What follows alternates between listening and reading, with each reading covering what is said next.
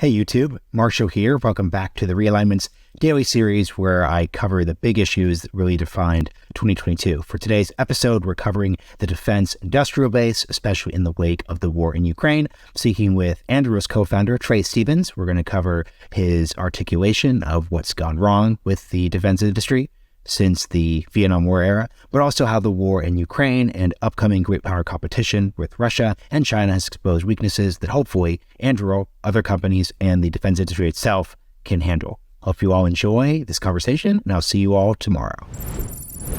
Trae Stephens, welcome to the Realignment. Thanks for having me, Marshall. The mission statement that I want to talk about today came out in June. But this is actually the best time of the year to have this conversation, not just because we're wrapping a big theme, but there's an interesting juxtaposition between the world we're experiencing today, post-war in Ukraine, and the bigger set of work that you and the folks at Anduril and founders would have been interested in.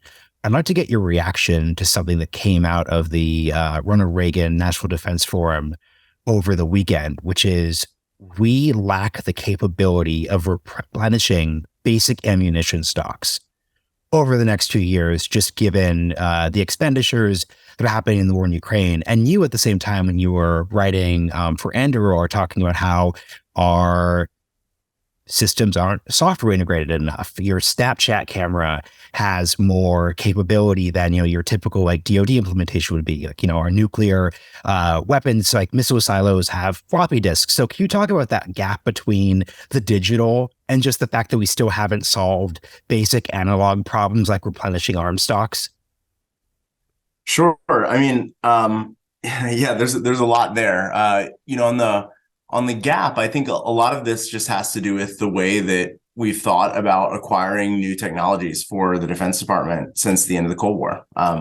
During the Cold War, the most talented people in the categories that mattered the most to the DoD, things like propulsion systems and radio, radar systems, and you can kind of go down the line.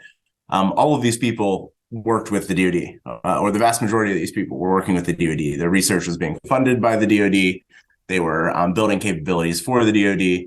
Once the Cold War ended, for lots of really good reasons, they kind of dispersed into other areas. And with the rise of software and the internet and things like that, people flooded into private industry, into things that, impact us in meaningful ways today across our both consumer as well as our professional lives.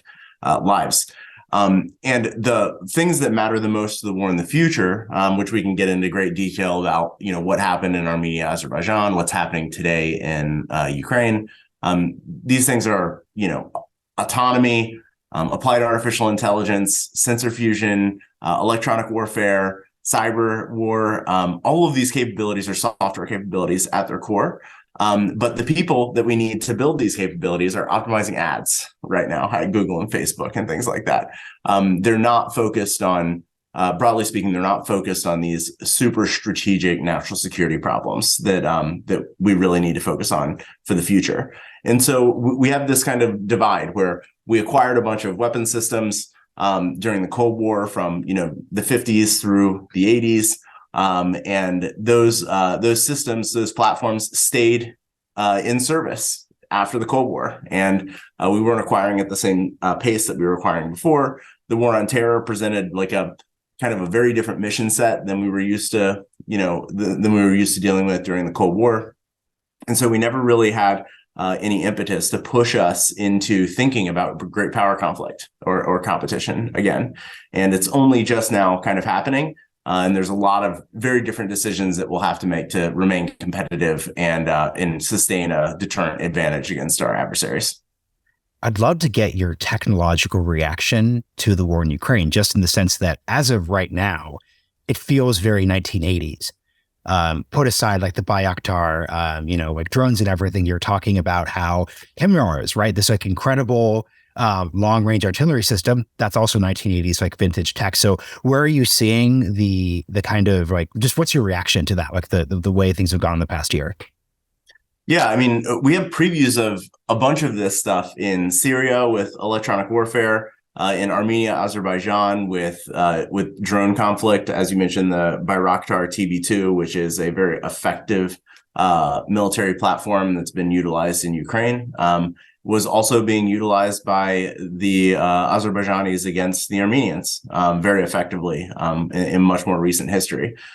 So really, like, Ukraine is kind of a pressure cooker for all of these technologies that are going to matter a lot moving forward. And you have Iranian Shahed drones, all sorts of things like operating in an airspace. The Ukrainians are leveraging things like DJI Mavic 3s in ways that maybe no one ever expected that they would be used. And they're also leveraging all of this, as you say, 1980s era technology with HIMARS and Stingers and Javelins and things like that to get control over their airspace.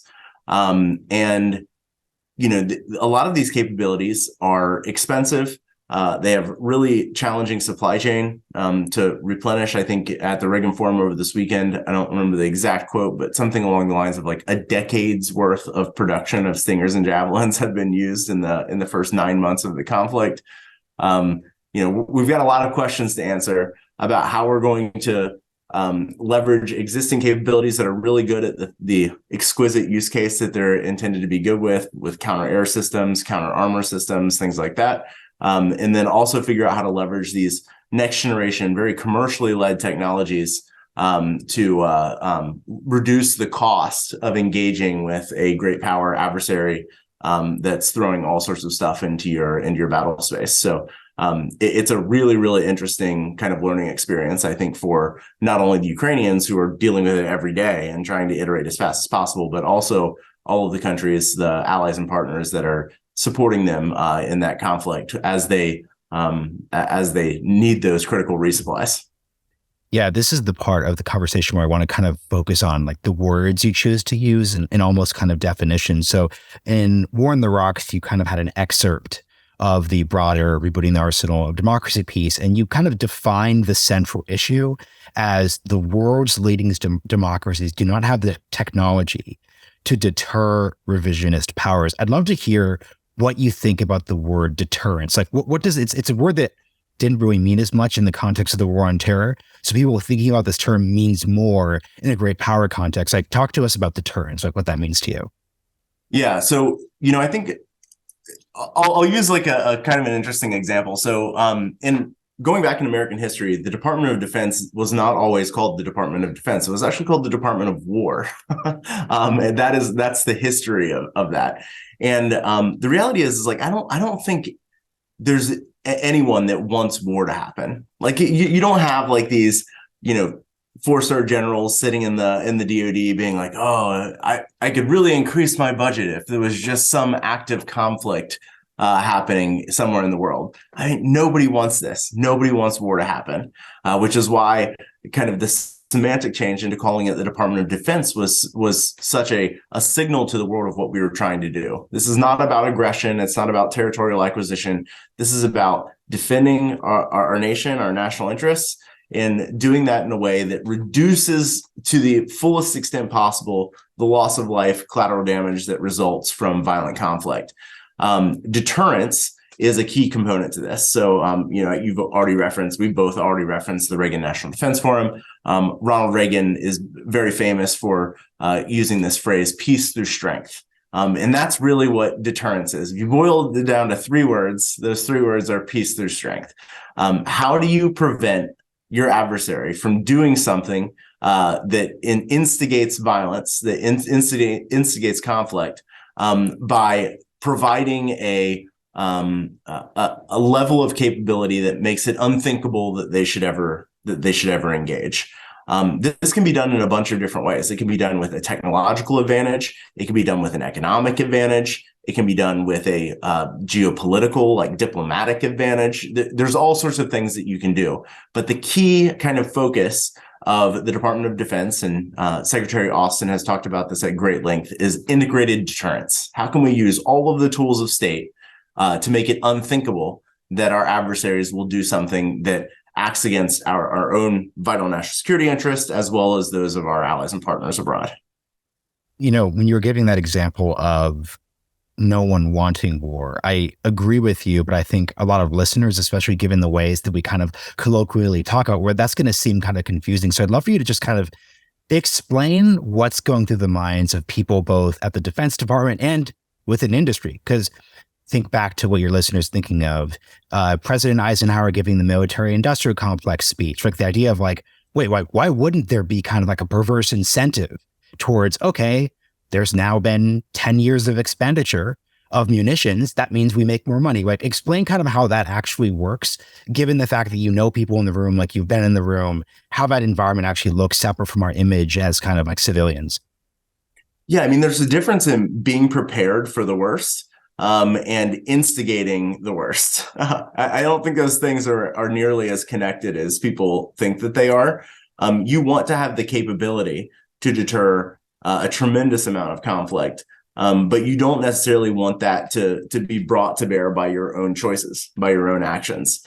And I guess there's like a bunch of different lenses that you could look at that. You could look at it as like, well, how does that explain Iraq and Afghanistan? How does that explain, the Korean War, the Vietnam War? I mean, we could probably dig into the history of each of those things and the decision making that went into it, and how Congress was involved, and how the White House was involved, and how the DoD was involved.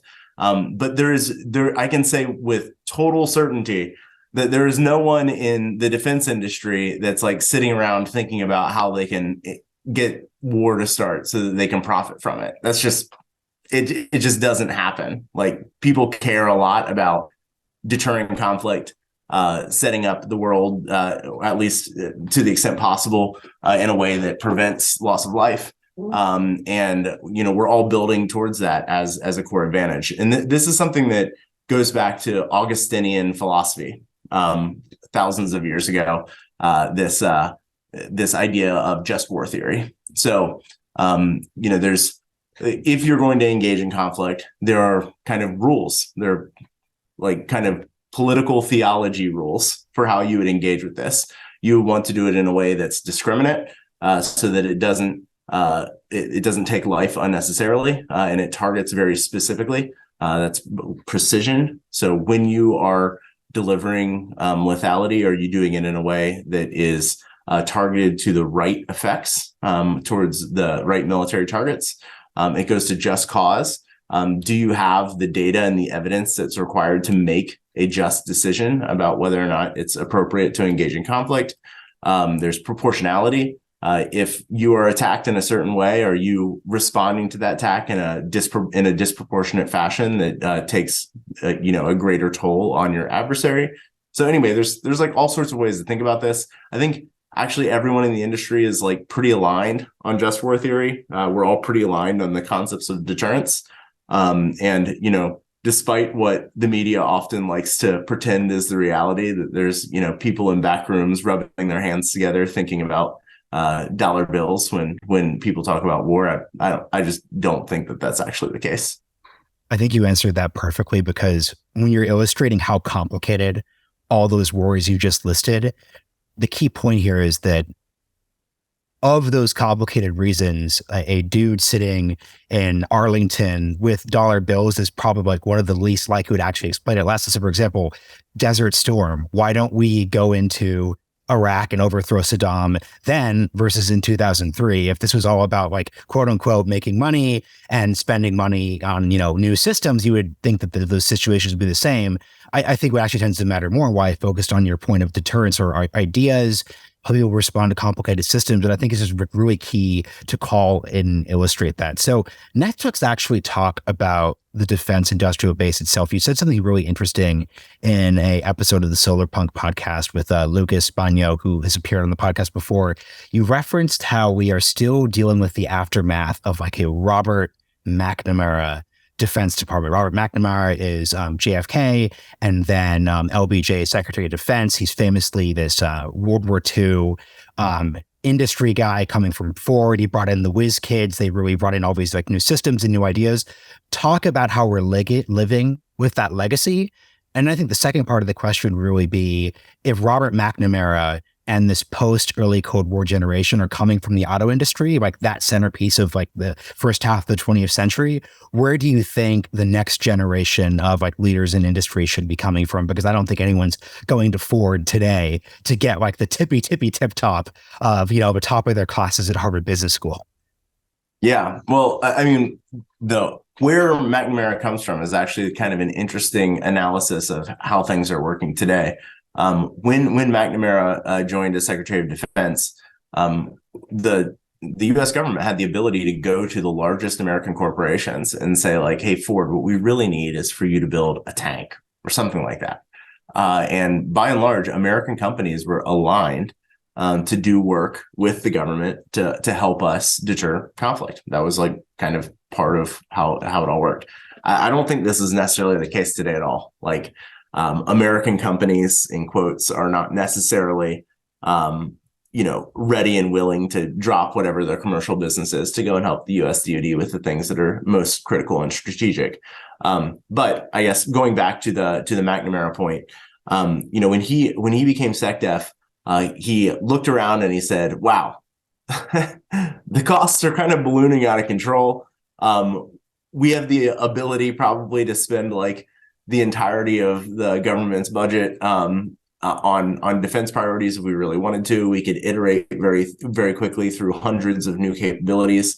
But he basically believed that the tech edge was there. Like, we had the things that we needed to win if we were to get into open conflict with the Soviet Union. But what really mattered was quantity.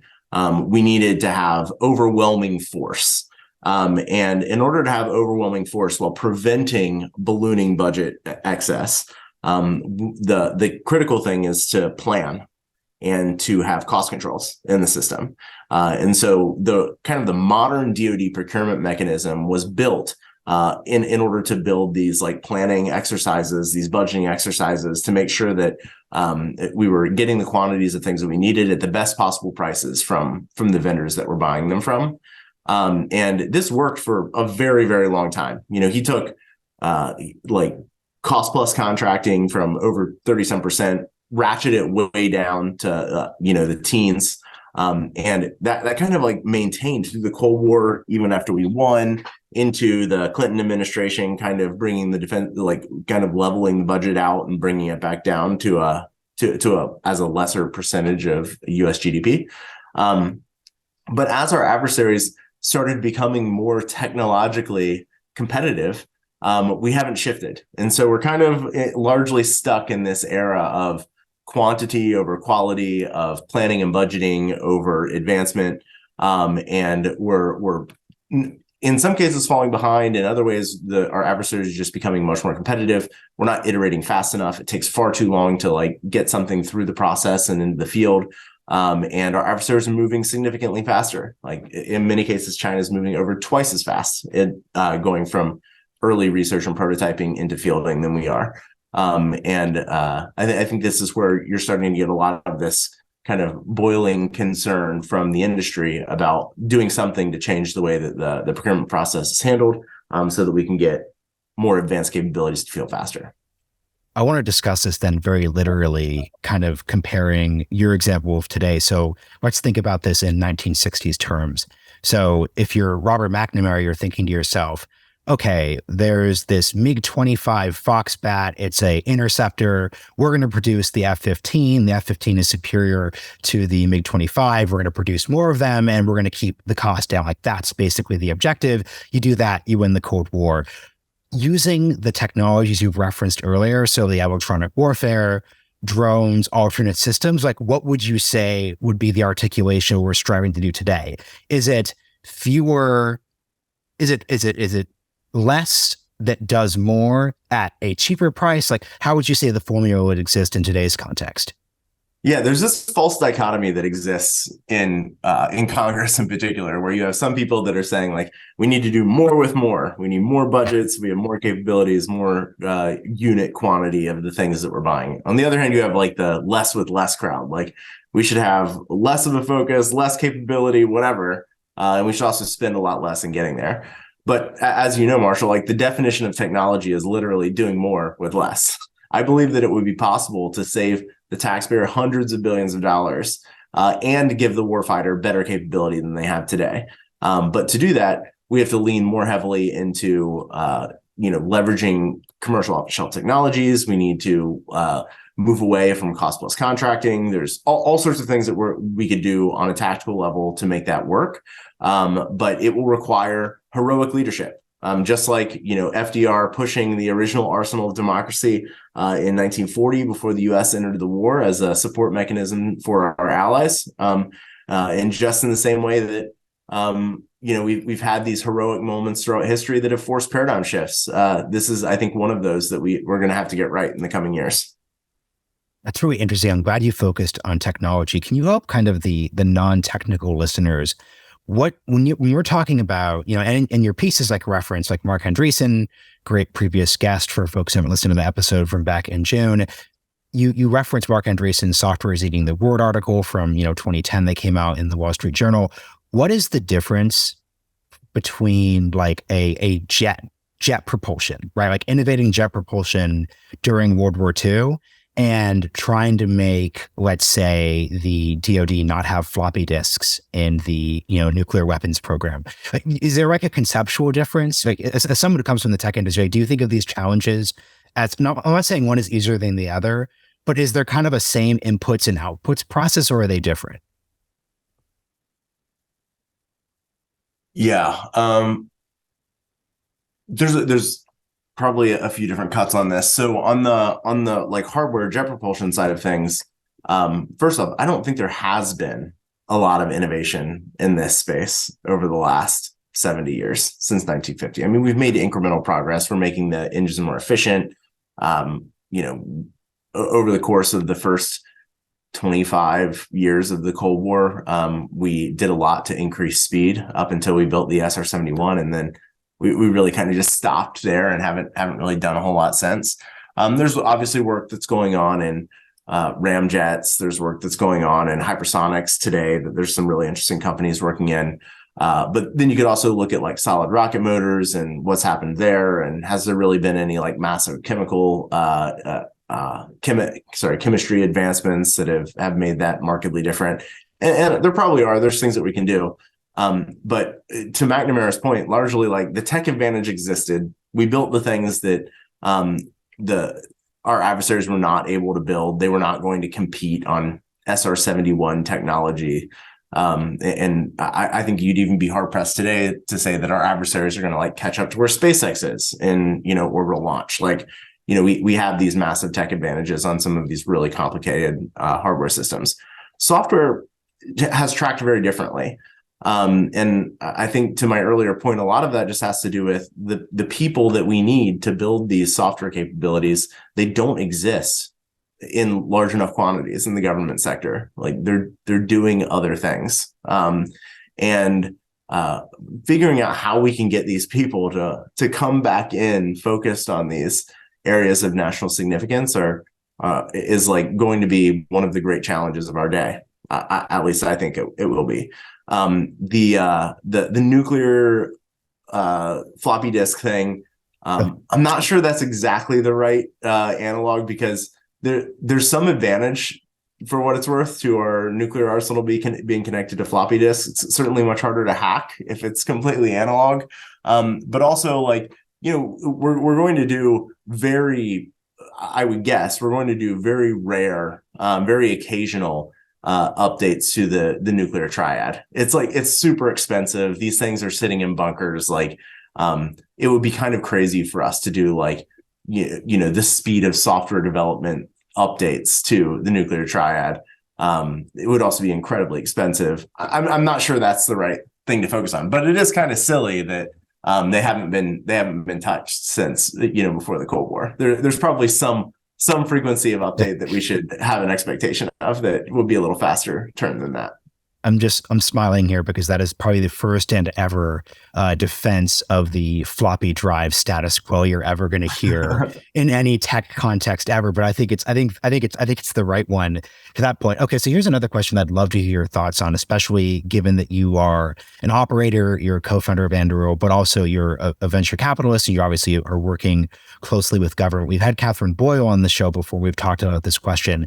When you're pointing out how the US can't just say, hey, dude who's crushing it in Web3, or, person who works on ads at Facebook, it's time for you to go work on an area of we can't do that under our system. And that's a good thing. In China, by contrast, there's civil military fusion, a concept you've referred to, but also at the end of the day, this explains why Xi Jinping declared war on the tech industry, right?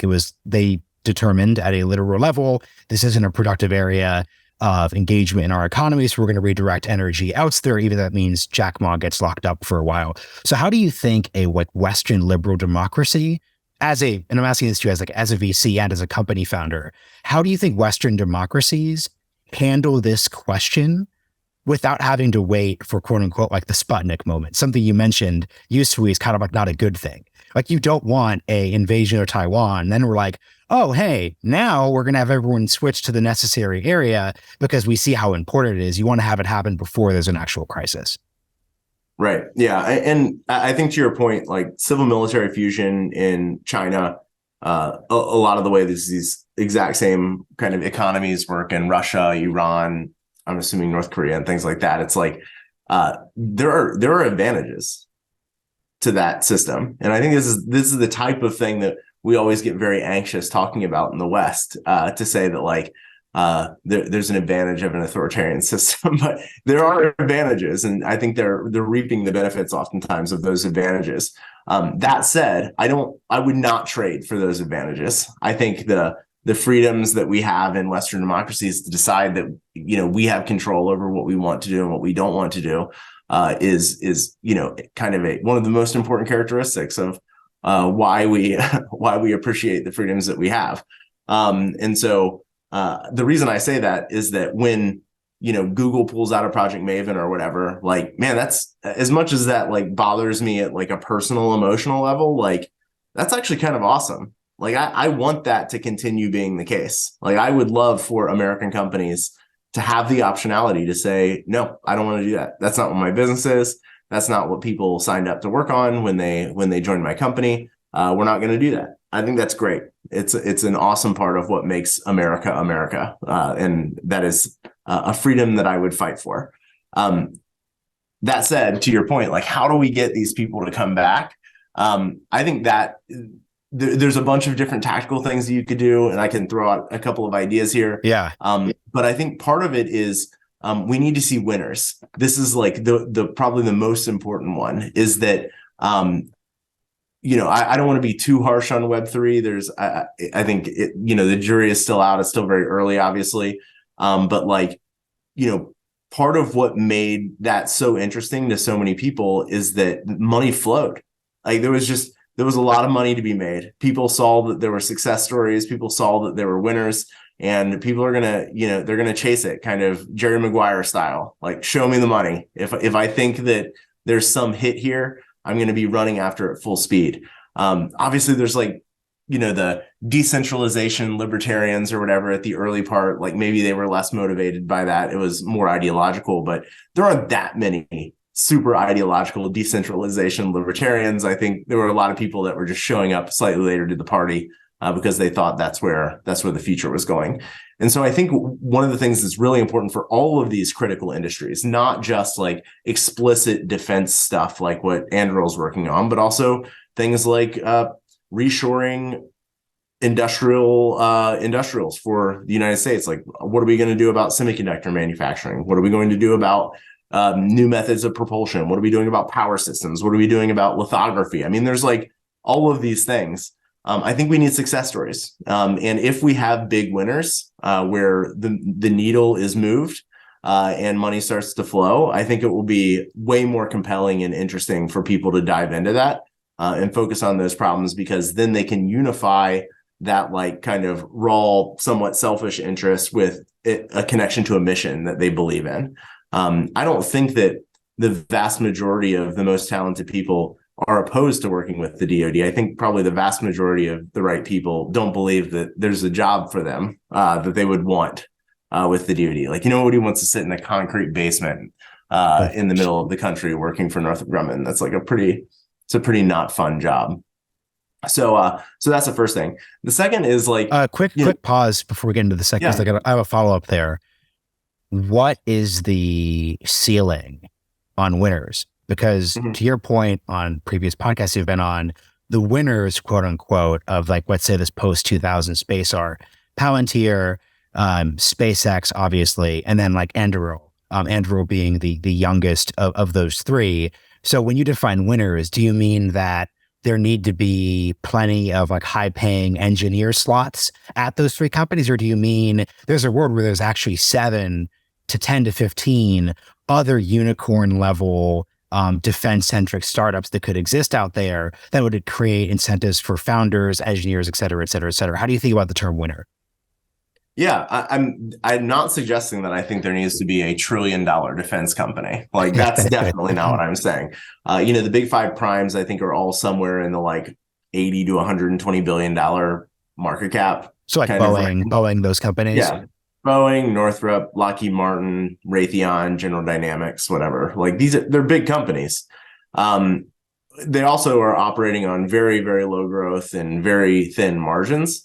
I think if we shifted the way that procurement was happening more into a fixed price model that had higher margins, that had much higher spend on research and development, that had higher growth, there's room for dozens of really interesting companies to be started that could force a paradigm shift in the way that we're engaging with conflict internationally and current conflict. What does the fixed price thing mean? Like, what's the significance? Yeah. So a huge percentage of the DoD budget is spent on what's called cost plus contracting. And that's where the contractor is reimbursed for all their costs plus some fixed margin, usually like 7 to 12%. And so when the government is a buyer, they're basically saying like, I'm going to give you a little bit of overhead, essentially, and that will be your profit. Now, the challenge with that is that the incentive structure is pretty messed up, because if you can get something done with $10 million and get 7% margin, well, you just made $700,000. But if you can drag that same exact thing out to be $100 million, well, you just made $7 million. And so you can actually increase your profits by being less efficient. And that's not great for the taxpayer. Fixed price would be to say, I'm going to deliver a completed thing to you at this price. And now if it takes me a lot more effort, a lot more labor, a lot more, bill of materials to deliver that, well, that's going to cut into my profit. So I need to be as efficient as possible to increase my own profits. And so I think we need to get, by the way, that's literally the way every market works. That's what we just need to push a more commercial approach to the way that business is happening. To the extent possible. And there will be things that doesn't necessarily make sense for, like, the B-21 and aircraft carriers and stuff like that. Like, much harder to imagine a commercial approach to a product like that. But there's, a lot of things that it would make a lot more sense to do that way. Oh, so I know you're going to get to your second, but I want to keep following here. Because the key thing is, like, Anduril is not like an aircraft. You've not found the pitch for a cheaper aircraft carrier here. Like, what technologies are, let's say, primed for more of like a Silicon Valley, like technology focused, like innovation? Yeah, I mean, the benefit to the taxpayer in the way that this like more commercial approach happens is that the government is not owning singularly the cost for the development of these products. At Anduril, we are privately financing the development of the products that we're building, and then we are selling them to the government at a price at which we can get enough margin that we can turn that back into the research and development engine of the company to keep pumping out more and more products that the taxpayer isn't paying for the at-risk research and development for, and that's good. That's good for America. And this is. There's a lot of different things that could fit this category. Largely speaking, like Anduril's products that we're selling, whether it's surveillance systems, unmanned systems like drones, underwater vehicles, ground vehicles, space-based systems, a bunch of these things. They're built with a lot of commercial hardware. And so we'll buy the best in class technology, whether it's sensors or compute or, whatever it might be. And we'll build a defense specific capability around that. And then drop in our software backend, which we call Lattice, which is kind of the autonomy system that drives all of our products. And we can do that as a result of that leveraging commercial technology. We can do that a lot faster. We can do it much cheaper. We can leverage the amortized cost of those products over all of commercial industry, all the people that are using it. I think a huge percentage, the majority of what the DoD buys can be bought in that way. Whether it's ground vehicles that are leveraging the same thing as commercial ground vehicles, drones that are leveraging a lot of the parts that are being used in commercial aviation. The list goes on and on, but probably not worth getting into more detail than that. It's been a while, so this is my bad as an interviewer. Do you remember what your second point you were getting into was? Yeah. I also was saying, reiterating the civic importance of engagement is also really important. This is something that probably one of the more controversial points that I believe to be true that most of my peers would disagree with me on is I think it would be awesome for us to have mandatory civil service after high school. I think it would be a really, really awesome experience for almost everyone. I don't think necessarily it needs to be going and doing basic training and being a soldier. The federal government is huge. Most of it is civilian. I think it would just be really good for people to have exposure to how our government works. Because the people that I know that have had some sort of civic government exposure leave feeling a responsibility for contributing in a way that is advancing the cause of the nation, and also understanding that not everything is politically tribal. And I think this is one of the most interesting things that happens, certainly for Anduril employees, people that come in, that these areas tend to get reported on as if they're these super political things. And every time the administration changes, all of the policy changes. It's just kind of ridiculous. Actually, the defense bill is the most bipartisan annual appropriations bill that happens every year. The Democrats and Republicans alike both believe national security is important. Soldiers are not on the front lines thinking I really must execute the policies of the Republican Party or the Democratic Party. This is bipartisan. And I think huge chunks of what the federal, state, local governments are responsible for are just making society work in the most streamlined way as possible. And, a lot of that is not super partisan. There's, I think, increasing communication about this in the tech sector. GovTech as an industry has become more popular over the last few years. My friend Jem Paulka, who is the founder of Code for America, wrote a book that is, I think it comes out May of next year, about coding for America, how we can leverage talent in the technology industry to make a positive impact on the way that civic governance works. There are so many opportunities. It'd be super cool if more people were exposed to this and felt a sense of responsibility, not only for criticizing the government and being a complainer when things happen that they don't like, but having a positive impact by being personally engaged in doing things that they believe are important for the country. So as listeners in the tech industry will no doubt know, we're going through a bit of a downturn period that some people compare to the dot-com bust in a couple of different ways. The dot-com bust obviously changed Silicon Valley, that real step change from the 1990s to the 2000s period that led to Google IPOing and Facebook and that old Web 2.0 era. I'm curious, are you seeing it all as someone who's deeply engaged in the very literal real world part of tech, any kind of almost vibes different from engineers, outside of industry interest? Folks are no doubt going to know about the Mark Andreessen It's Time to Build essay. Is that energy kind of going there as people know they won't be able to get a big job at Meta the same way? How do you think about this dynamic? Yeah, I mean, there's definitely there's some intersection there for sure. As the macro conditions have shifted against a lot of highly speculative, tech optimism. The government is a recession resilient space. These are not spaces where there's going to be a bunch of headcount reduction. Business as usual. Things are moving for sure. So I think that will be some of it. I think there's also just like a highly emotional component to this. And I don't even want to suggest one way or the other that it was right or wrong, but one of the things that our founder at Anduril, Palmer Luckey, mentioned in an interview on Friday is that you can't reason people out of something they didn't reason themselves into. I think a lot of times people are just like, well, I don't want to work with the government because I don't like the president.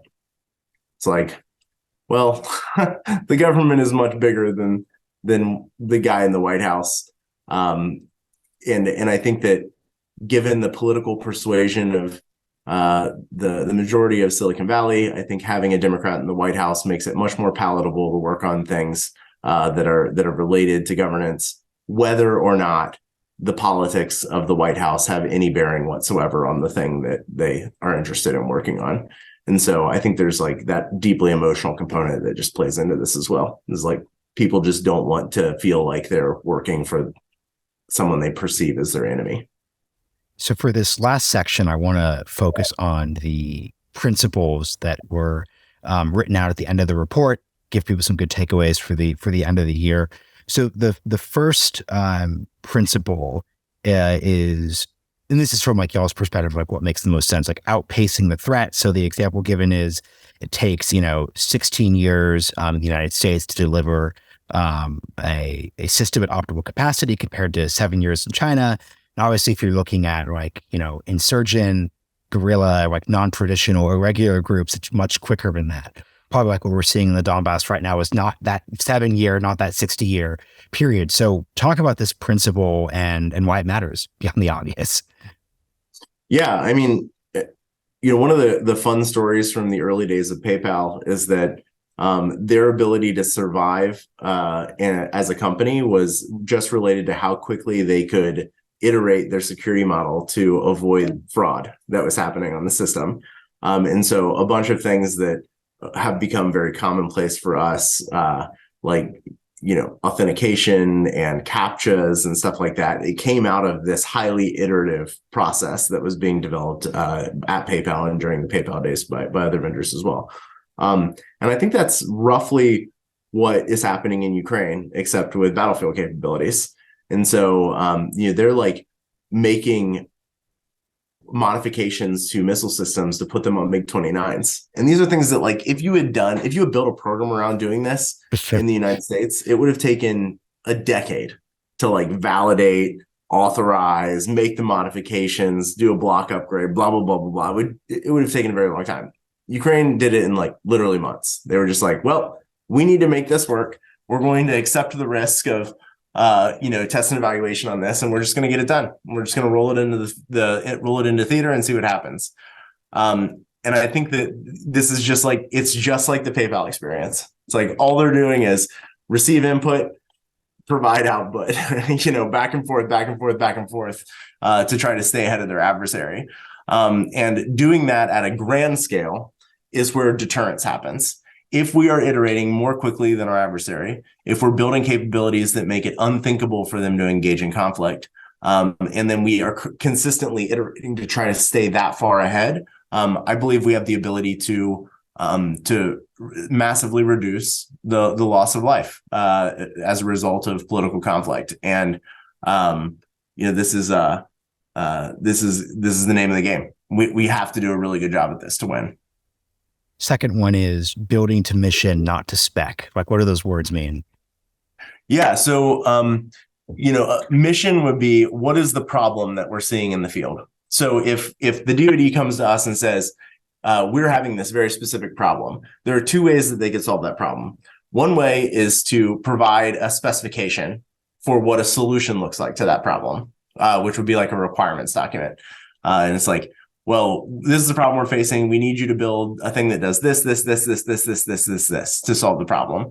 The reality is there might be a kind of a completely off the wall solution to that problem that's way less expensive, that's more efficient, that has capabilities built in that maybe people inside the government aren't even aware of because they haven't been exposed to it. But it would be faster to deploy, much cheaper than if you built something to the specification that was being provided in a requirements document. So that's what we're saying is like, we want to build products that we believe solve core problems in coordination with our customer. So we want to go with and validate that they have the need, validate that this would solve the problem. And we believe that's a great way to save taxpayer money and to provide capability to the warfighter in faster timelines. Then second to last is just the idea of software eating the battlefield. Obviously, drawing on that software is eating the world example. You actually mentioned electronic warfare in like Syria. I'm not as much aware of that example, so like I think that's a good way of introducing that idea. Yeah. So the Russians had a kind of test zone in Syria where they were proving out some of their electronic warfare capabilities. That have been, I'm assuming those lessons have been super useful for the way that they're trying to control airspace in particular in Ukraine. So electronic warfare is using things like signal jammers, GPS denial, cyber warfare in some cases to make it impossible for your adversary to operate in the way that they have planned to operate. These are in a large part, their software capabilities. It's the ability to say we're leveraging off-the-shelf hardware, we're leveraging non-exquisite hardware, and the advantage that we're generating off of that is lines of code. The large defense companies in the United States for decades have been what I would say hardware defined and software enabled. So they have these big exquisite systems, they have code on them. Sometimes they're even measuring the like productivity of the code by how many lines it is, which for anyone that works in software engineering, how ridiculous that is as a metric.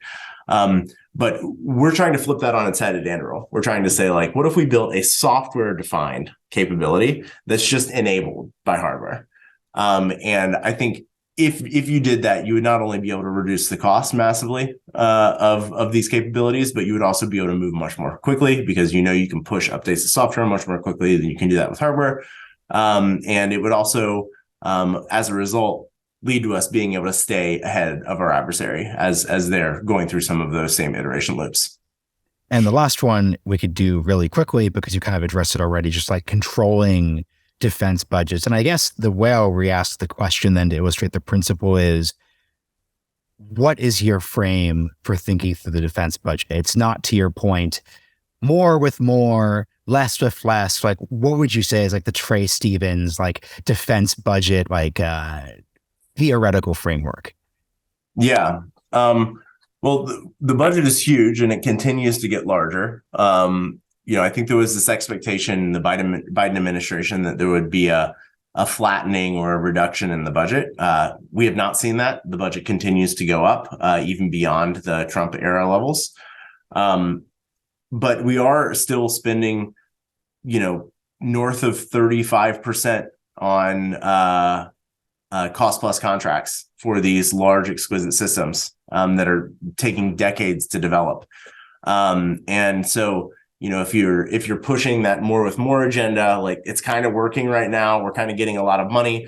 But as former Lockheed CEO Norm Augustine said, in the year 2054, the entire defense budget will purchase just one aircraft. He was joking, but maybe not by much. There's a directionally true part to that. Yeah, there's a directionally true part. So I think, if we're actually going to leverage technology, we're going to do more with less. We don't need a, $850 billion defense budget. We could probably have significantly less than that and have even better capabilities, but it would force a fundamental change to the way that we do business. And I don't want to suggest that hey, members of Congress listening to this podcast, please cut the defense budget. I don't think that's the solution because we haven't made that culture shift yet. But I do think it's possible if we lean heavily into that culture shift in the coming years. Okay, so the last few questions. So just quickly, I don't support cutting the defense budget arbitrarily. But and I forget what the period. Sequestration during like the 2010s, like that was where they put artificial caps. So do you think though introducing like scarcity could maybe serve as a forcing function for the innovations you're describing? You would hope. Like there's always this kind of optimistic cut on this that austerity forces more effective decision making. But I think what really happens is austerity forces a wagon circling around legacy programs. And so everyone just says like, okay, well, we're going to continue doing these core, very expensive things. We're going to protect them at all costs. And then we're going to cannibalize the budget of all of the new programs. And so we're going to kill the research and engineering budget. We're going to kill DARPA. We're going to kill, the DIU. We're going to kill all this stuff. And the only people that don't benefit in the long run is the warfighter. So I wish it worked that way. I don't think in practice that's actually what happens. So here's the last question. There's a bunch of different constituencies that are listening to this episode. We have a more than decent Hill staffer following. So I'd love to have you offer just takeaways to like different segments of the audience. So to the Hill staffers who are listening to this episode, like what should they be thinking about? Like what should their takeaway from like what should they be doing perspective be? Yeah, well, I think some really great steps have been made. The DoD is becoming a better buyer. They're talking a lot, at least, about the changes that need to be made. There's cultural shift that's happening at a broad level across the services. So I think things are going reasonably well. Probably like the one thing that I would continue to push, and this is the same thing that I would say to members of the DoD, senior leadership, as well as Hill staffers, members of Congress, is we need winners. We desperately need winners. The only reason Anduril exists today is because Palantir and SpaceX existed before us. And the only reason you're seeing this increase in defense technology focused companies pop up today is because of Anduril and Palantir and SpaceX and venture investors believing that they can make successful investments because they've seen successful investments in this sector happen in the past. Last year, 2021, aerospace and defense venture capital set a record. We're going to break that record this year in 2022. And this is really good in some ways because it signals that there's more interest in the industry. The DoD doesn't have to own the cost of developing all these capabilities on their own. Private sector is going to step up to provide finance themselves. But it's also a potential risk because if the DoD doesn't step up as a customer, and you don't see winners that are coming out of that ecosystem, the funding will dry up, and it might dry up for a little while because there's some level of memory in these venture capital professional investors. So I think it's a huge opportunity. It's also a bit of a risk, but we're in a much better place today than we were 5 years ago. Other constituency would be venture capitalists such as yourself. Obviously, this has been a difficult space to invest in the past 2 decades, or else we wouldn't. If it were easy, we wouldn't be having let's do this conversation.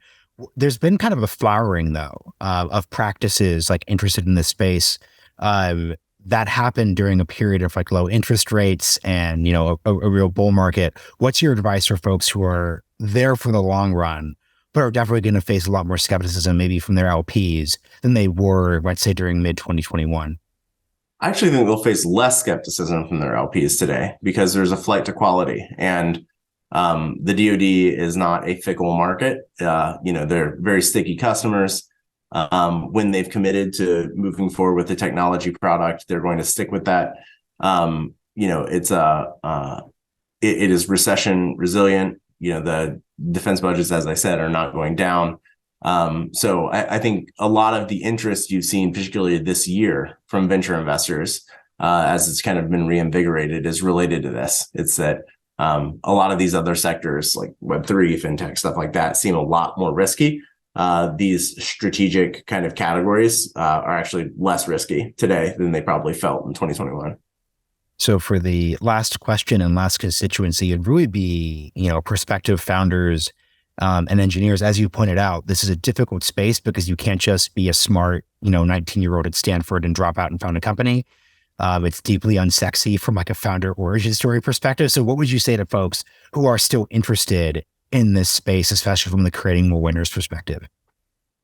Yeah, it is really hard. It's really hard because it's not the field of dreams. There are some technologies that you can build, and if you build it, the customers will come if it exists. The DoD is not the field of dreams. If you build it, they will not come. You actually have to like figure out how to architect a plan and a strategy to get them to show up and be buyers. And so to young entrepreneurs, first, I would say you should definitely work on something of real critical importance to our national interest. I think that's a really, really good way to use your time. I would encourage you to do one of two things. First, either go and work for a company that has done this, that is doing it, so you can learn for some amount of time, like how you operate in this space, how government relations works, how federal sales work, how the getting a clearance, getting access to the problem sets, how all of that works. It can be really, really useful to have some of that experience under your belt before you go and start a company. But barring that, if you choose to start a company, find people that have done it before. Don't try to hack your way through it Mark Zuckerberg style. You're going to want some really talented people who have experienced the insights inside and out. And I wouldn't say like that means go hire a bunch of Hill staffers right out of the gate. I don't think Hill staffers necessarily have lived through the experience of selling to the government themselves either.